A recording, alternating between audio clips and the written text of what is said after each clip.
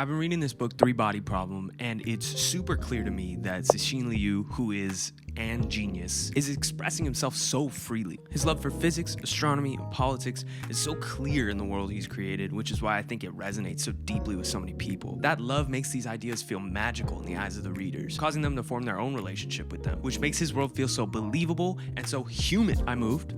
Welcome. The new space. If you're a person trying to make music professionally right now, pretty much everyone and their mother tells you to make TikToks, which works for some people, but definitely not for me. Every time I post on TikTok, I kind of get a feeling of just dread. I hate it so much. I didn't know why until now, I would say. And I know TikTok and like music marketing isn't new. People have been shaping their little starlings for decades now. But with TikTok and Reels though, it feels like the responsibility is on you, the individual, to do all of the work. And if you're not, you're somehow failing. I think the reason why I hate it so much is because it feels like my art isn't valid if I'm not getting a bunch of views, you know what I mean? So whenever I would post, it would be brutal, dude. I feel like I'm going to the dentist or something. Because if I'm posting the whole time thinking like the only reason I'm posting, even if I like what I'm making, is really under all of the things based on what the reception is going to be if it blows up, and that's what's going to skyrocket my career or whatever. That's the thing that's going to make me doing art a valid enterprise. That's super gross. And takes away all of the love. You lose any focus or any sight at why you got into it in the first place. For example, I have been making YouTube videos for like 4 months now, and I started doing it because I had a second falling in love with YouTube and wanted to make videos for the platform that I would want to watch. And I was lucky enough to have one video where I made a Beatles song into like a 90s R&B style do pretty well. And immediately I was like, okay, what do I got to do next? I got to take advantage of this. I gotta make sure that the next video's out so that I don't lose this momentum. Then the negative comments. That was fun. And it didn't even go that crazy. Like it was like a small amount of views in the grand scheme of things, but all of those things just led me so far away from what I was actually trying to do and why I started making the videos. So the next video I made, I was so stressed. I was constantly thinking about what other people were gonna think. I was thinking about the negative comments that I got, and like people hated that chipmunk voice. And I was like, oh my God, I shouldn't put the chipmunk voice in,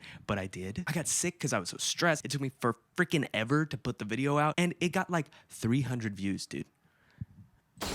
There's no reason to stress. You know what I mean? And that's all because I believe I was making art for not myself. I was making something because I thought I needed to. I loved making the song, but the process of it and my why was all about me being successful. It was all about making something for someone else and not myself, which is, as we've discussed, bad. Thank you, Jacob, for this passion tea. So if Cixin Liu wrote Three Body Problem and dumbed down all of the physics, the politics, the astronomy, these crazy scientific theories for everyone to understand them, or for popularity's sake, I wouldn't then have to go, as a reader who knows nothing about physics, absolutely nothing, I wouldn't have to go and Google everything that he's talking about in the book and be like, oh, okay. And that wouldn't have given me such an intense love for all the things that he's talking about. I can't stop talking my friends' ears off about string theory now because of his freaking book, dude. It's string theory, by the way. Get into it. Do yourself a favor.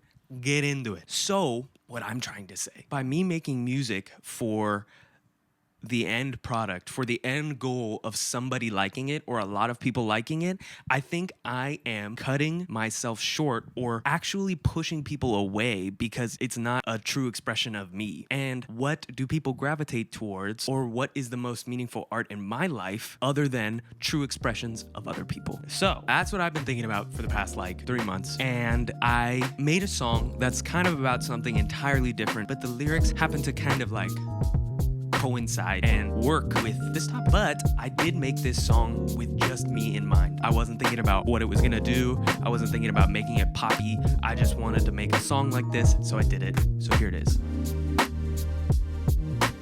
I'm gonna keep the breakdown super simple because I think that this video is more about my internal process instead of the nitty-gritty of the production. So I guess all you really need to know is that I wanted to make a drum and bass song that had a like true drum and bass break. You know what I mean? Where just the drums and the bass are the lead voices. Something that I could see a Millennium choreo video being made about, or making some people dance in a club. That is my dream. I want that so badly. So I started with some chords so that I could kind of map the whole song out.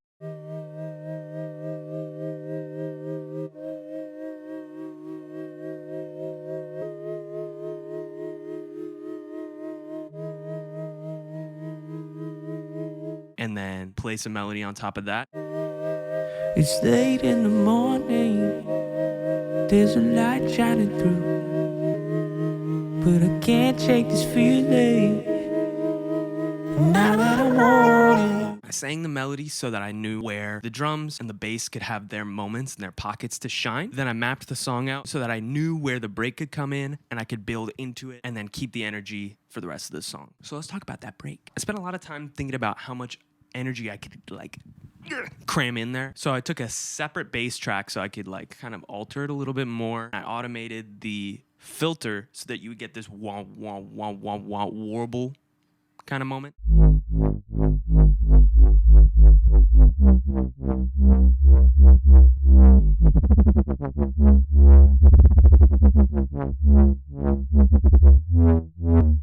I also put a vocal pad that shows up for the first time in the break to get a new texture, add some energy.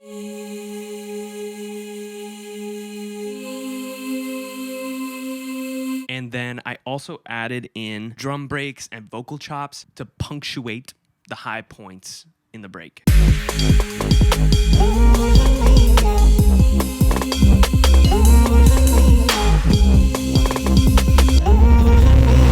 Yeah, this is where I felt the most expressive in the song, other than, I guess, the lyrics, but this is where my nerd love, that same three-body type of love, came out. This would have given me the stank face if I listened to it, so I can only hope that I put some stank on some other faces. So yeah, that's pretty much it. In terms of expression, the lyrics are definitely true to form. I wanted to make sure that I didn't put too much pressure on them, so I didn't do my normal 25 takes per section. And so yes, this does mean that the Melodyne monster came back, but I don't freaking care. Randall can stay. If anyone thinks that reference is funny, I'm so happy. Anyways, the only other thing that I was thinking about while making this was making sure that there was enough space. Whenever there's a little arpeggio that comes in, I made sure to not have any other external ear candy going on. And then when I did throw something else in, I cut the arpeggios.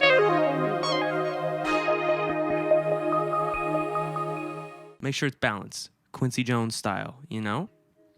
That's pretty much it. That's all I want to talk about on the production on this one. If you have any questions about the nitty gritty of patches or plugins, synth settings, let me know. I would love to talk about it. So here's the song and a little video that I made to go along with it.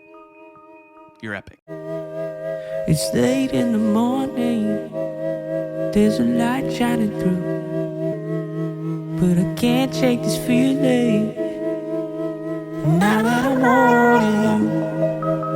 Everything felt so right, so I'm scared to say what's really on my mind.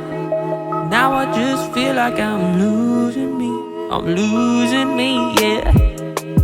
It's late in the morning, there's a light shining through, but I can't shake this feeling, now that I'm holding you. Everything feels so right, so I'm scared to say what's really on my mind. Now I just feel like I'm losing me, yeah. I never thought that I would be the one to fly, but before we both lose sight, I just got to make things right. Just wanna make my friends dance, but I like to. I'm still working on myself, and I'm just with you. I'm starting to feel like I'm losing me, yeah. I'm starting to feel like I'm losing me, It's late in the morning, there's a light shining through, but I can't shake this feeling, now that I'm holding you. Everything feels so right, so I'm scared to say what's really on my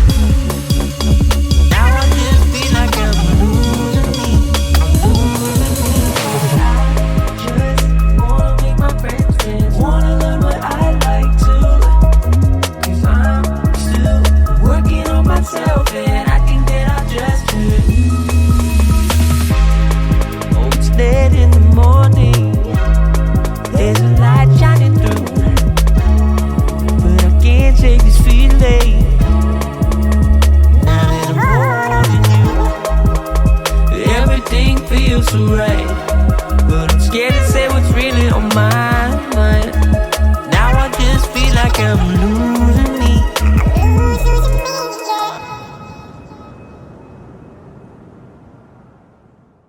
Boom. Thank you so much for watching. Hopefully you could feel the love that I have for this genre and for the process of making my own music, because that is what this whole thing was about.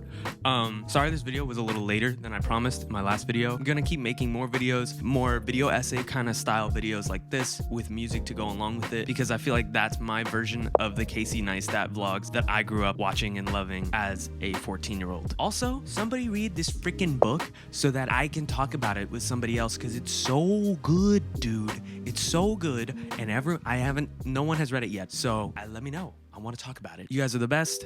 Video next month, I promise. Welcome to New York with me. Super excited about this. Thank you for watching. Tell me how I'm gonna face the rest of my life without you.